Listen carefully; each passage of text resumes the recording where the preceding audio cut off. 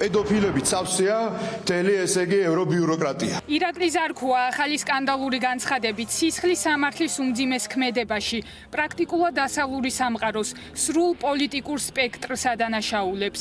ქართული ოცნების დეპუტატი ბრიტანეთის ხელისუფლებას და სხვა ევროპელ პოლიტიკოსებს მტკიცებულებების წარდგენის გარეშე პედოფილიაში სდებს ბრალს. დასო შეკითხვა ბიზნესმენები ელჩი პედოფილიაში არიან ხილებულნი და გადადგა ერთი მეორე მესამე და ეხლა მოდიხარ და დიდი ბრიტანეთის სტივენ დაუთის განცხადებაზე გეკითხებით, რომელიც ევროპის საკითხებში არის ბრიტანეთის მინისტრი და საუბრობს ივანიშვილის სანქციებზე. ვის ადარ არის? ადამიანის უფლებების დარღვევის გამო. ყველა თანამდებობებზე იყვნენ და აუხსნა რომ პედოფილებთან მეგობრობდნენ.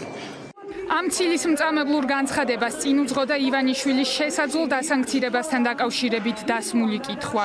ზარქუა მას შემდეგ აღიზიანდა, რაც ფორმულამ სთხოვა შეეფასებინა ოფიციალური ლონდონის უმწვავესი გზავნილი ოლიგარქის ხელისუფლების რეპრესიულ პოლიტიკაზე.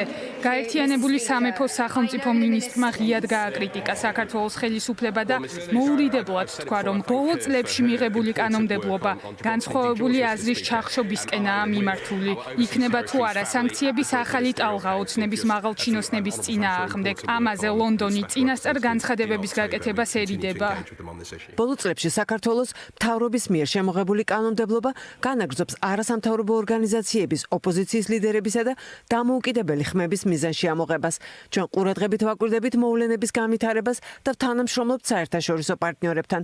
გაერთიანებულ სამეფოს გამიზნული სანქციები აქვს დაწესებული მომიტინგეების მიმართ ძალადობრივ თავდასხმებზე პასუხისმგებელ შინაგან საქმეთა სამინისტროს გავლენიან ფიგურებზე, თანამდებობის ბოროტად გამომყენებელ მოსამართლეებზე და მაღალი რანგის მაღალჩინოსნებზე, რომლებიც ადამიანის უფლებების სერიოზული დარღვევების ხელშემწყობები არიან. სამომავლოდ პოტენციური სანქციების დაწესების შესახებ კომენტარის გაკეთება არ შემიძლია, რადგან ამან შესაძლოა მათ ეფექტიანობას ძირი გამოუთხაროს.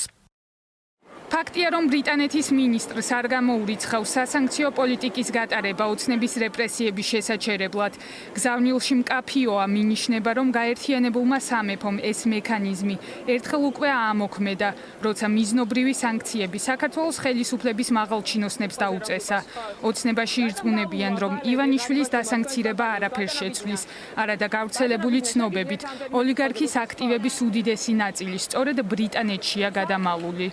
თუ ვინმეს უნდა რამე სანქციების დაწესება ვინმეზე დააწესონ ეს მათინება, ფაქტი ერთია, რომ არავის სანქციების არ უშინია. თქვენ იცით, მათ შორის შვეიცარიულ ბანკებთან დაკავშირებული საკითხები, იცით, რომ 2 მილიარდ დოლარზე მეტი, რომელიც ერგება ბიძინა ივანიშვილს, მათ შორის საერთაშორისო საარბიტრაჟო სასამართლოების გადაწყვეტილება ჯერ კიდევ აღსრულებული არ არის. ესეც კიდევ ერთხელ მიუთითებს იმაზე, რომ ბიძინა ივანიშვილის თავარი არის სახელმწიფო ინტერესები და არა მისი პირადი ინტერესები, ამიტომ თუ დამატებით რამე ქონება ან აქტივი იქნება დაყადაღებული, მისი დასანქცირებული, ეს რა თქმა უნდა არაფერს არ შეცვლის. სახალხო დამცველის ყოფილი მოადგილე, რომელსაც ახლო კავშირები და ხშირი შეხვედრები აქვს პარტნიორებთან აცხადებს, რომ თავისუფალი სამყარო საქართველოს მოქალაქეებს მარტოს რეჟიმის პირისპირ არ დატოვებს. პასუხი, რომელიც გუშინ გაიგზავნა, ადასტურებს იმას, რომ ინტერესი ევროპის მინისტრის, ისევე როგორც საგარეო საქმეთა სამინისტროს მხრიდან საქართველოსთან დაკავშირებით არსებობს, რომ ისინი დეტალურად აკვირდებიან საქართველოში მიმდინარე ავტორიტარულ პროცესს. მნიშვნელოვანია ეს, რადგან მაგალითად გაერთიანებული სამეფოს მიერ მოხდა მოსკოვის მექანიზმის გამოყენება ცოტა ხნის წინ იმ მასობრივი ადამიანის უფლებების დარღვევის საპასუხოდ, რომელიც ქვეყანაში ხორციელდება.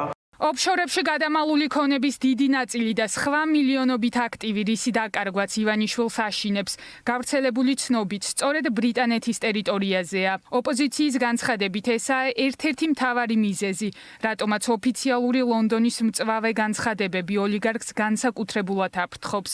ამასთან ერთად კულუარული ინფორმაციით ოლიგარქი ძალისხმევას არიშურებს, რომ მისდამი სასანქციო პოლიტიკა ბრიტანეთმა არ გაატაროს, თუმცა ოპონენტები დარწმუნებული არიან, რომ ანტიდემოკრატიულ ქმედებებს ქართულ ოცნებას არავინ აპატიებს.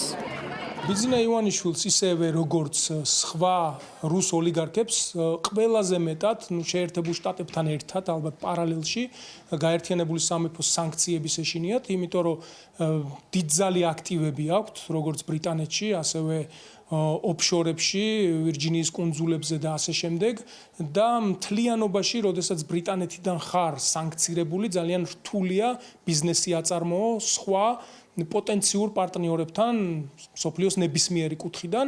აქედან გამომდინარე, ბიძინა ივანიშვილისთვის პიროვნულად მისი ბიზნესისთვის, მისი შემოსავლებისთვის ძალიან მტკივნეული იქნება და ამას ძალიან განიცდის. საერთაშორისო ცივილური საზოგადოებისთვის უკვე დადასტურებულად ცნობილია, რომ ივანიშვილის რეჟიმი ახორციელებს ადამიანის უფლებების მასობრივ და სისტემურ რღვევას. ამასთან დაკავშირებით უკვე ვიცით, რომ ამოქმედებულია მოსკოვის მექანიზმი და ყველა ის ფაქტობრივი მოცემულობა იქნება ობიექტურად გამოძიებული და შეფასებული საერთაშორისო საზოგადოების მხრიდან. ბრიტანეთმა მის ხელთ არსებული ბერკეტი ერთხელ უკვე გამოიყენა, როცა სავიზო და ეკონომიკური სანქციები ოცნების რეჟიმის არაერთი მაღალჩინოსნის მიმართ აამოქმედა.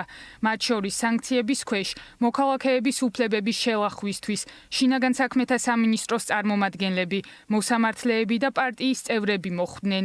ამჯერად მოსალოდნელია, რომ ლონდონმა პირადად ოლიგარქიც დაასანქციროს და გაუყინოს მთელი ის ქონება, რაც ბრიტანეთში აქვს.